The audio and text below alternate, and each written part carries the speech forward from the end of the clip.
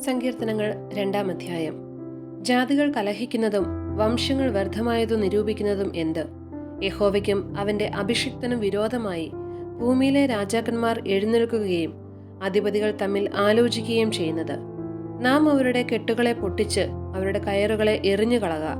സ്വർഗത്തിൽ വസിക്കുന്നവൻ ചിരിക്കുന്നു, കർത്താവ് അവരെ പരിഹസിക്കുന്നു. അന്നവൻ കോപത്തോടെ അവരോട് അരുളി ചെയ്യും, ക്രോധത്തോടെ അവരെ ഭ്രമിപ്പിക്കും.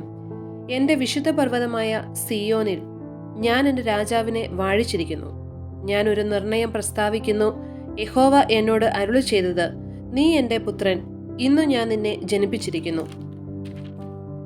എന്നോട് ചോദിച്ചു കൊള്ളുക, ഞാൻ നിനക്ക് ജാതികളെ അവകാശമായും ഭൂമിയുടെ അറ്റങ്ങളെ കൈവശമായും തരും. ഇരുമ്പുകോൽ കൊണ്ട് നീ അവരെ തകർക്കും, കുശവന്റെ പാത്രം പോലെ അവരെ ഉടയ്ക്കും.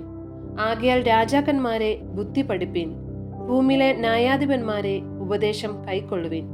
ഭയത്തോടെ യഹോവയെ സേവിപ്പിൻ, വിറയലോടെ ഘോഷിച്ചുല്ലസിപ്പിൻ. അവൻ കോപിച്ചിട്ട് നിങ്ങൾ വഴിയിൽ വെച്ച് നശിക്കാതിരിക്കാൻ പുത്രനെ ചുംബിപ്പിൻ. അവന്റെ കോപം ക്ഷണത്തിൽ ജ്വലിക്കും. അവനെ ശരണം പ്രാപിക്കുന്നവരൊക്കെയും ഭാഗ്യവാന്മാർ.